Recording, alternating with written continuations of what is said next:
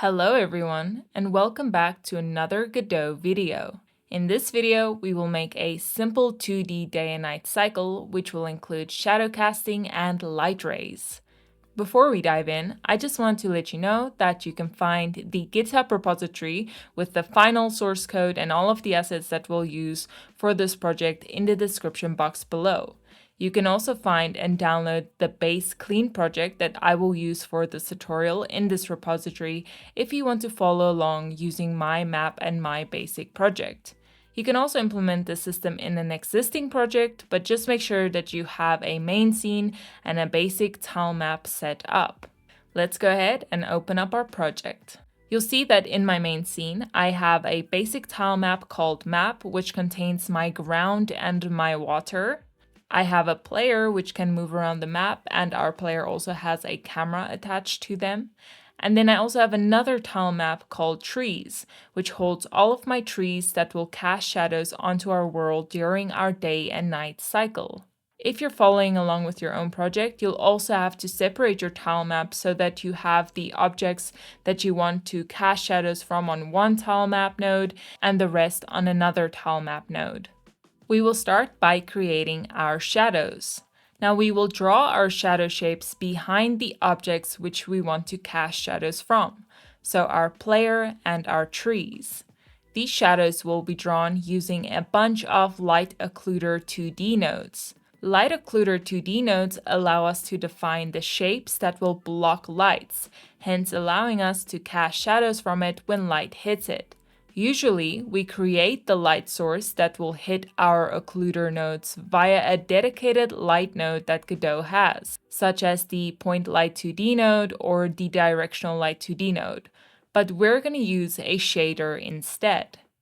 The reason why we're going to create a custom shader to cast our lights to our shadows instead of casting our shadows via a dedicated light node is because the 2D light node shadow options provided by Godot are very basic. You cannot adjust the length of the shadows that is cast from it or its angles, so you are stuck with a uniform and infinite shadow that casts from wherever the light hits it. Okay, so before we dive into too much detail on our shader, let's draw the outline of our shadows first. So, in your player scene, let's add a new LightOccluder2D node.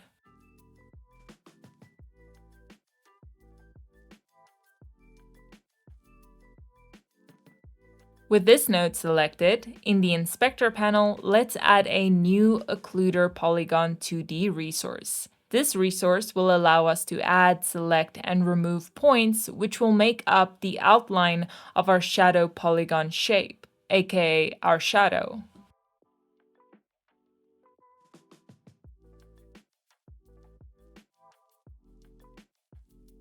Now in your scene window, let's draw our shadow. I will draw a circular shape at the feet of my player sprite, but you can draw the shadow wherever you want the shadow to be cast from.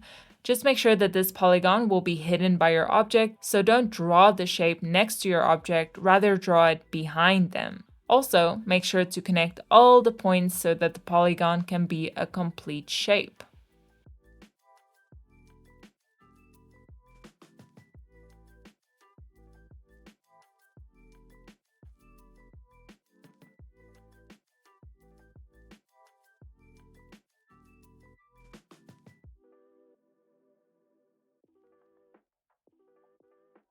Currently, my shape is a bit sharp. If I were to cast a shadow from the shape, it would be very blocky and sharp and just very straight.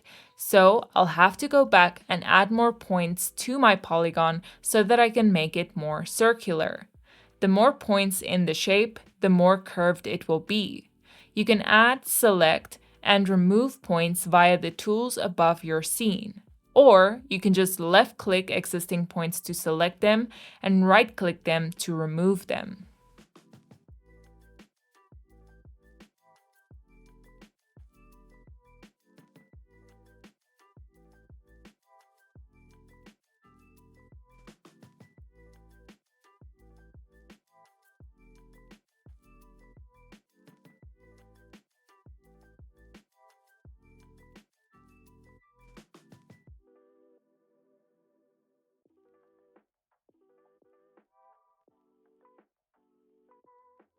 and that will be the base for my player shadow for now. Now we can do the same for our trees in our main scene. We will have to add a LightOccluder2D node for each object that we want to cast a shadow from using our shader that we will create for our day and night cycle. So be mindful to which items you choose to cast these shadows from. In our main scene, let's add a new Node2D node which will contain all of our occluder nodes for our tree.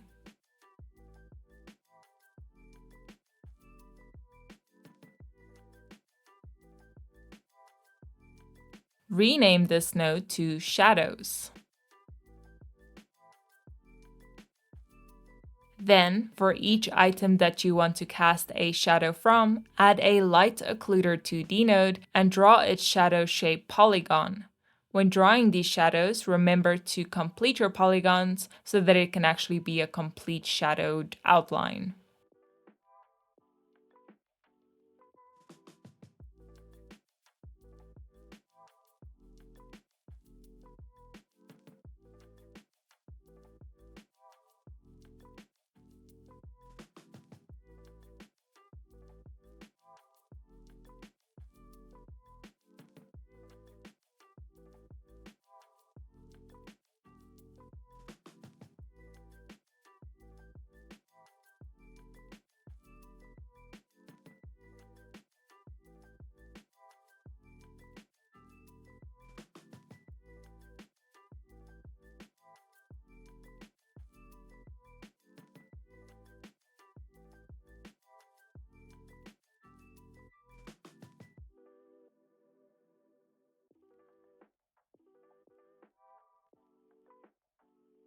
For now, I will only draw 4 shadows for my 4 trees, because we can always come back and add more shadows to objects or alter the existing ones later on. Now, let's create our shader, which will actually cast these shadows. If you don't know much about shaders or shader creation, don't worry, we're going to get into that in a minute, but just note that by creating shaders, we can create graphical effects in our games. I highly recommend that you go through the book of shaders, which I will leave a link to below, because it explains shader parameters and shader basics really well. There's also a book of shaders program for Godot, which contains a bunch of code snippets for different shader effects, and it helped me a lot to create my shaders, so I will leave a link to it as well. Okay, so let's create a new folder called Resources in our File System Manager.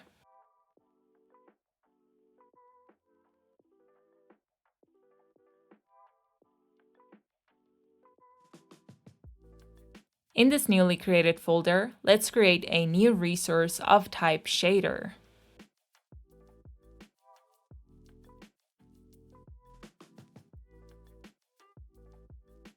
Let's name this shader Shadows. Double-click it and you will see that it opens up in the shader editor below.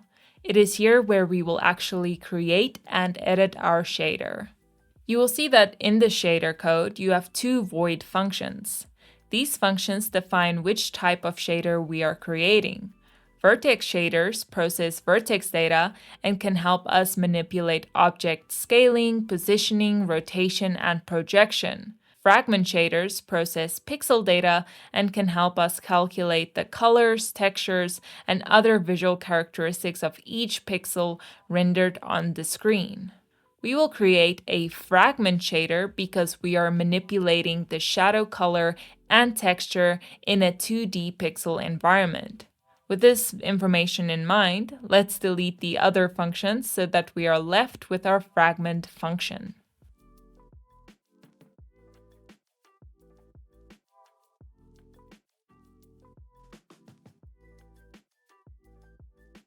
At the top, you will see that our current shader type is that of type spatial.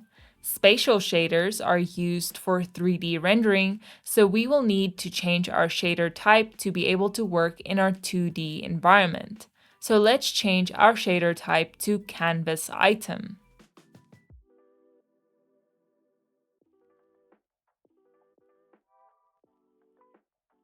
Since our shader will create shadows independently and without the help of Godot's light system, we will need to tell our shader that it should not make use of Godot's light and shadow calculations. To do this, we will set its render mode to unshaded.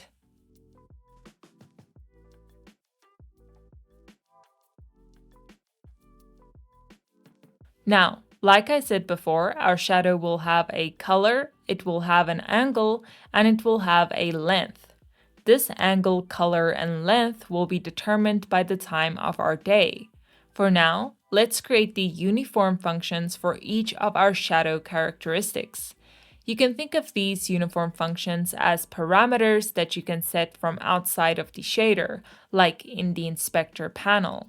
I won't go too in depth on our data types that we will use in our shader and our uniforms and all that, but I will have a detailed write-up on both of our shaders in the GitHub repository if you'd like to give it a read. I will try and explain each part of our code and break it up as much as possible. Okay, so let's create our uniform parameters for our angle, color, and length of our shadow.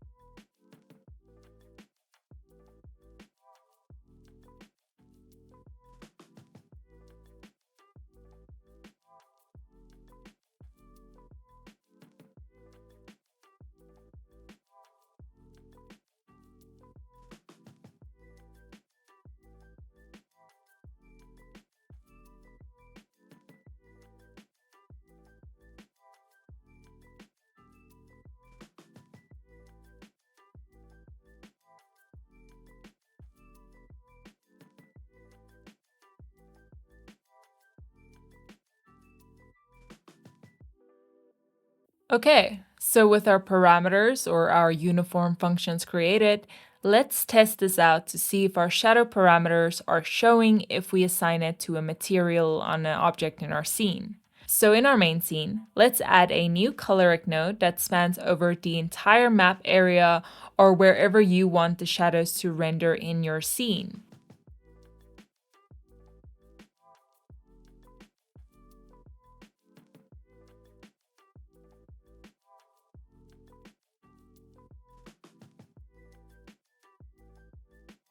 Because we don't want our scene to just have a white canvas over it, we will need to change our color of our ColorRect to be transparent. Now, with your ColorRect node selected, navigate to the material property in your inspector panel, and let's give it a new shader resource as a material.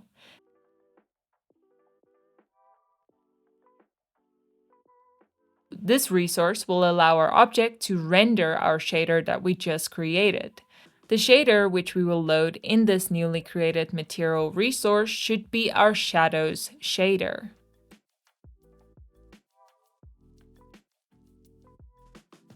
Now if you click on your shader, you will see that your shader parameters should show up. The shader parameters is our color, angle, and length. You can manipulate these values, but nothing will happen as we've not yet told our shader what to do with these parameters, and we'll do that now in the fragment function. So in our fragment function, let's calculate the shadow angle, direction, and position. Once again, this is all explained in my detailed write-up, so go check that out.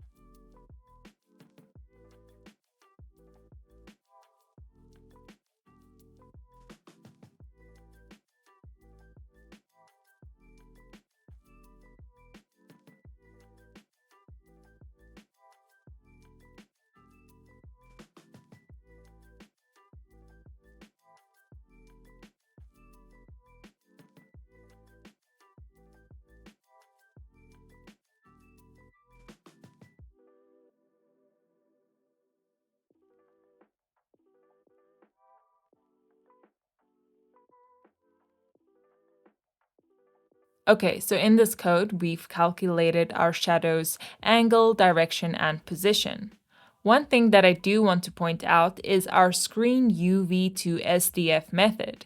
If you go back to your scene and you click on any of your light occluder nodes, you will see that in the inspector panel there is a Boolean property which allows us to enable or disable SDF collision. This method allows us to detect the SDF collision from our occluders and then cast our shadows from the occluder's edges. So make sure that your SDF collisions are enabled on your light occluder nodes so that our shader can actually cast our shadows from these edges. Now, we'll have to create a loop which will calculate our shadows based on the distance that the light can travel unobstructed. This loop will simulate a ray cast, which will check how far it can go before hitting an obstacle, which we can then use to determine the length and intensity of the shadow that should be cast by the occluder.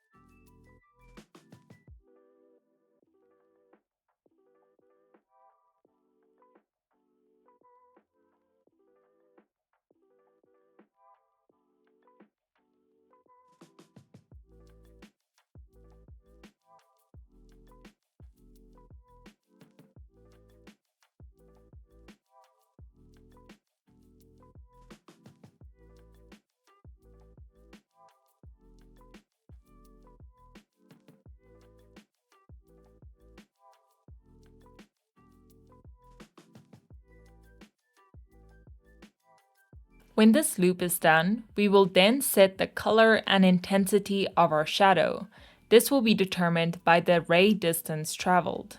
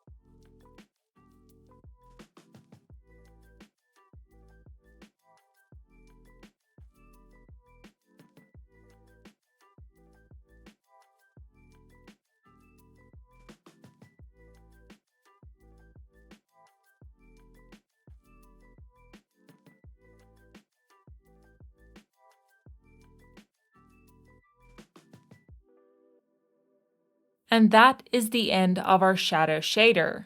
So in summary, this shader modifies the visual output of the ColorRect that we attached it to. It does this by simulating light and shadow reflections, just like how a directional light 2D node would, except with this we can actually change our shadow length and angle.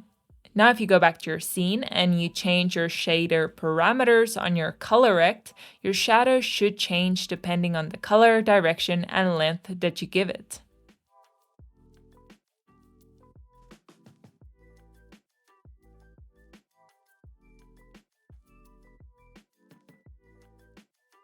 Now, let's rename our ColorRect node to Shadowcaster, and we will drag it behind our player and our trees and any other shadow castable objects that you have in your scene tree.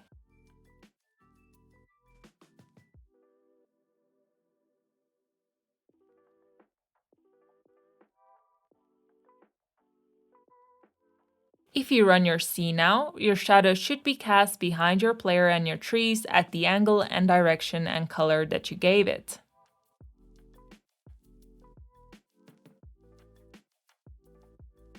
Now we can move on to our light rays.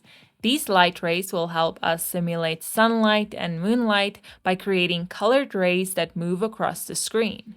Now this shader is a bit bigger and more complex than our previous one, but you can also find a detailed write-up to it in the GitHub repository. In your resources folder, let's create a new shader resource called LightRays.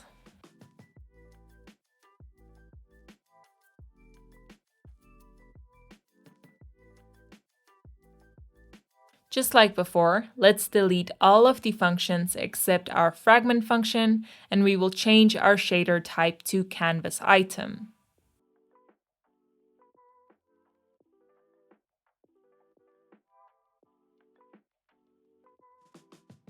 The next step is to create our uniforms, which, like I said before, are the parameters of our shader which we can edit in the inspector panel.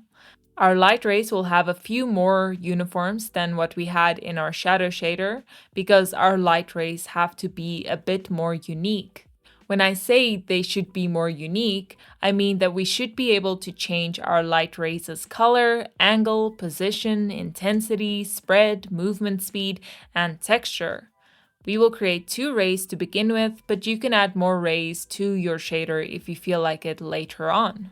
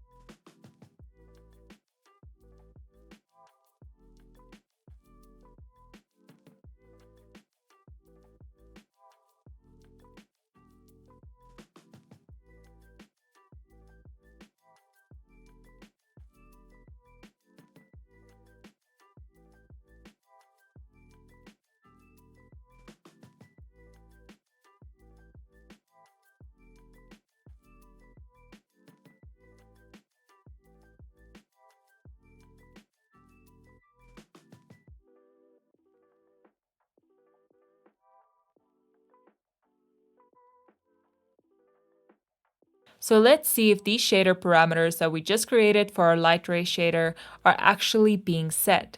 Let's add a new ColorRect node to our scene that spans the entire map.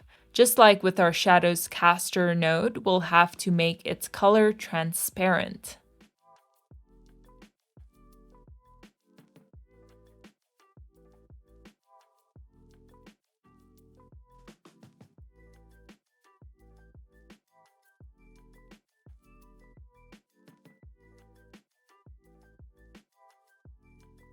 Let's rename this ColorRect node to LightRays. Then in the inspector panel, we'll give it a shader material resource, and this shader should be our LightRay shader.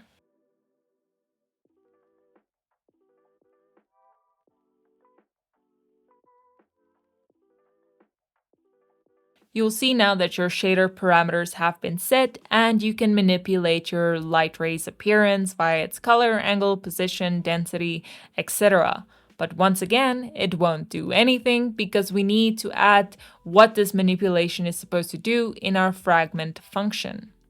Before we do that, we will add 3 functions above our fragment function, which will calculate the angle and pattern of our rays.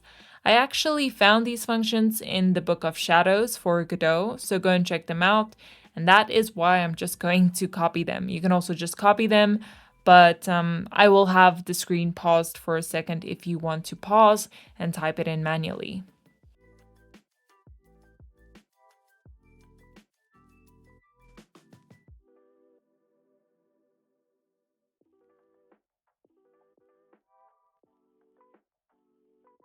Now we can go ahead and add our rendering logic in our fragment function. We'll start by setting our ray's position and separation values. This will adjust our rays so that they can be angled at a certain rotation or closer or more spread apart from one another.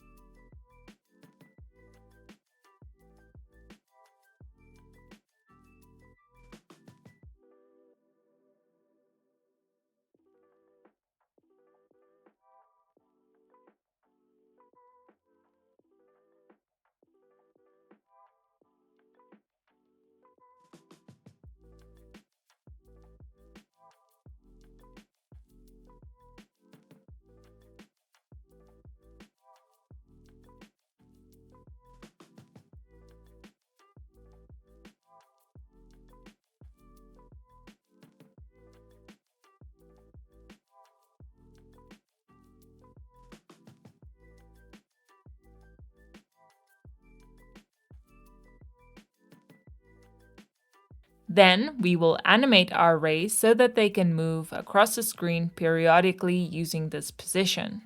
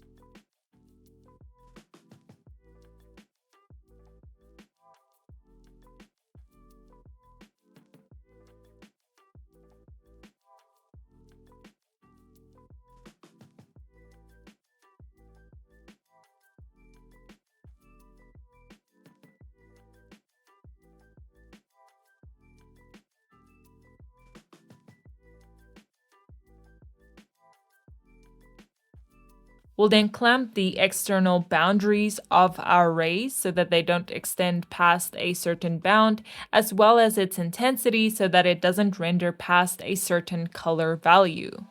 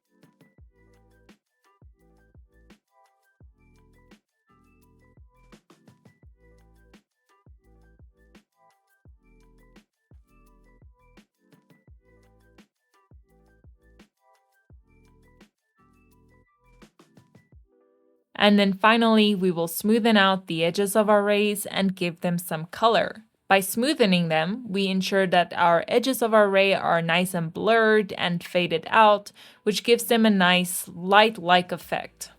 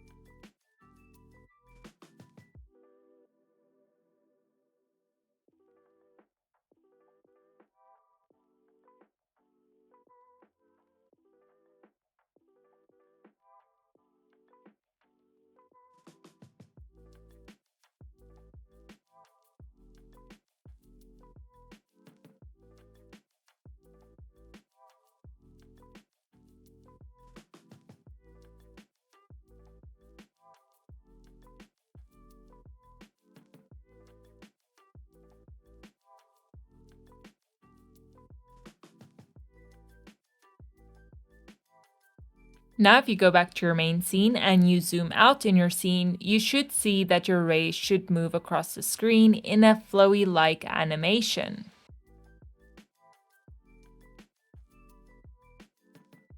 You can now play around with the parameters in your shader parameters to change the color, angle, density, and more of your rays.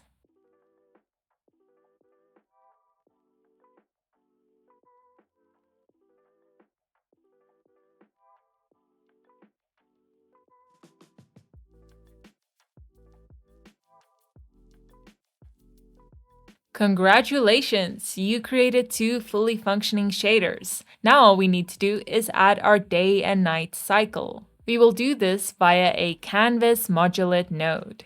This node will tint our viewport a certain color, so depending on the day, our tint color will be blue, orange, white, or yellow. Let's add this node to our scene and rename it to SkyLight.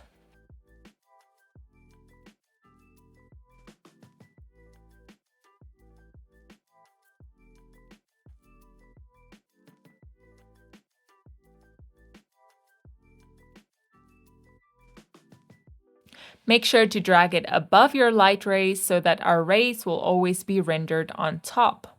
Also add an animation player to your scene. This will change the colors of our sky and the shadows depending on our daytime.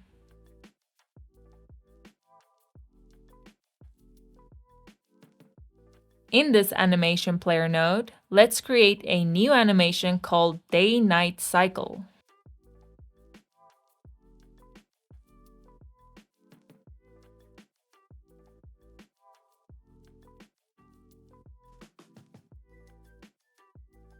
We'll change the length of this animation to 24 seconds to simulate 24 hours in a day.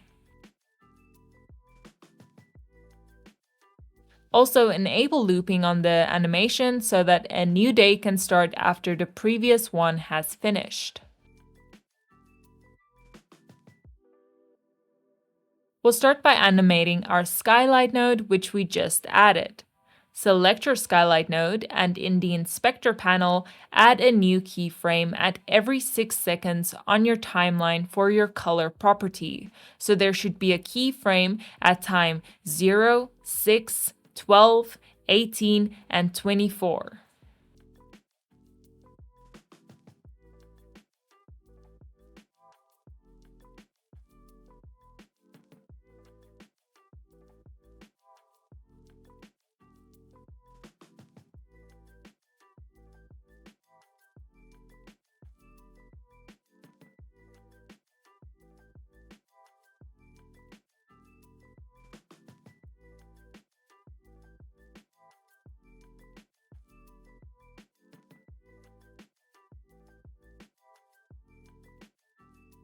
Now we can change the color of our sky depending on the time of our day. So at time frames 0 and 24, it is obviously very early in the morning and very late at night, so the color would be dark blue. At 6, it's in the morning, so we'll make it a dark orange. At 12, it's in the middle of the day, so we'll make it white. And at the 18 mark, it's 6 p.m. in the afternoon, so we'll make it a dark yellow. I will have my color values per keyframe on the screen if you don't want to play around and figure out your own colors.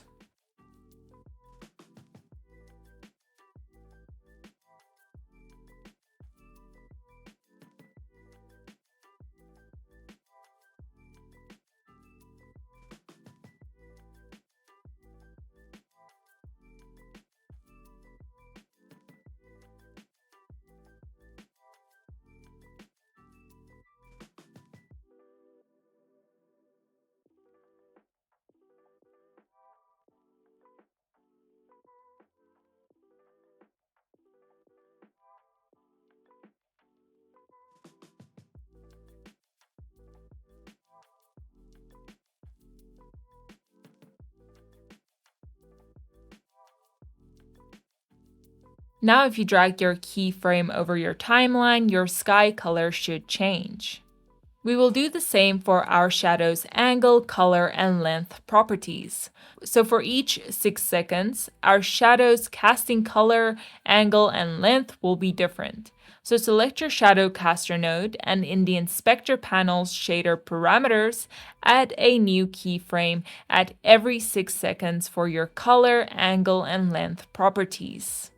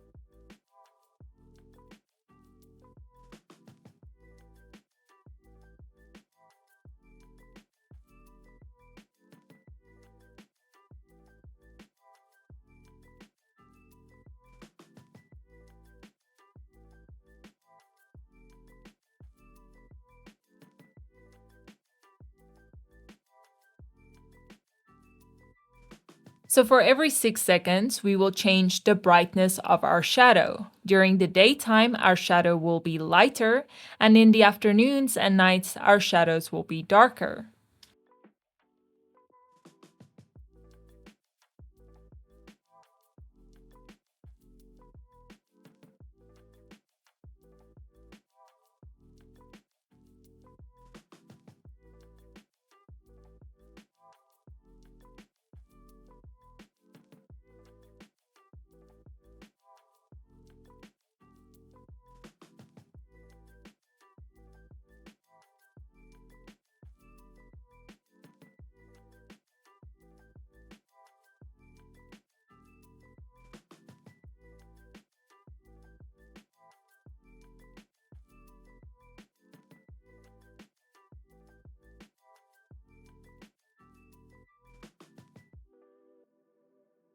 Then for every 6 seconds, our angle will also change to simulate that the sun is moving and so is our shadow.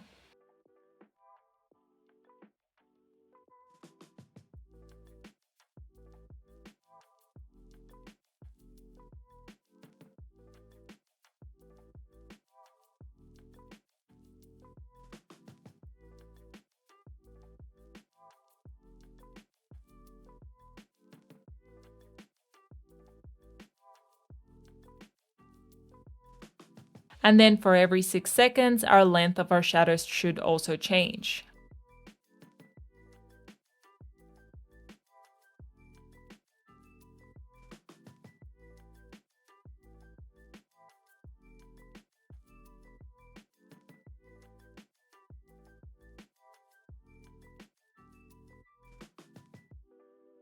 Now if you drag your keyframe across your animation timeline, your shadow color, angle, and length should change depending on the time of the day.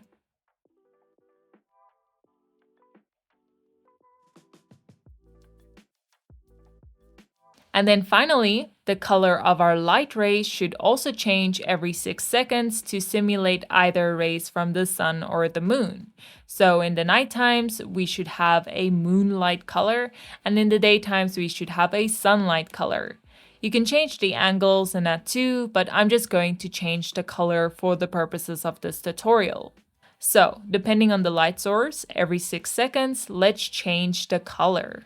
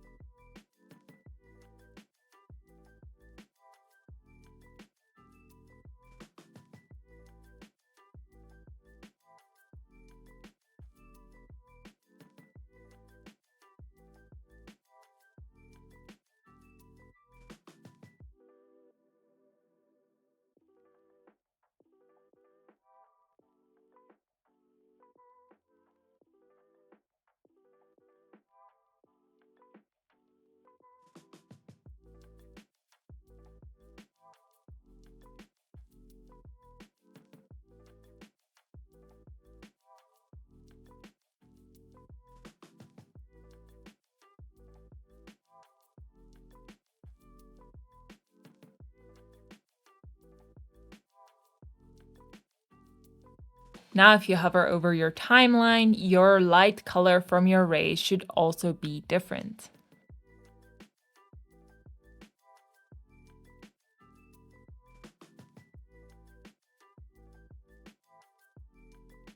The last thing that we need to do is now play our animation for our day and night cycle. So let's attach a script to our main scene and save it in our scripts folder.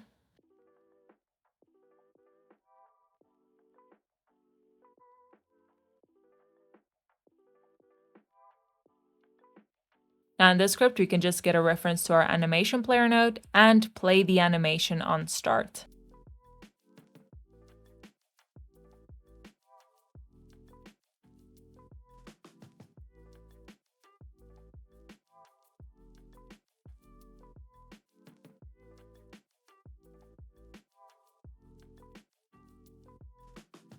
Now if you're in your scene, your day and night cycle should play, and the shadows, sky, and light rays should change depending on the time.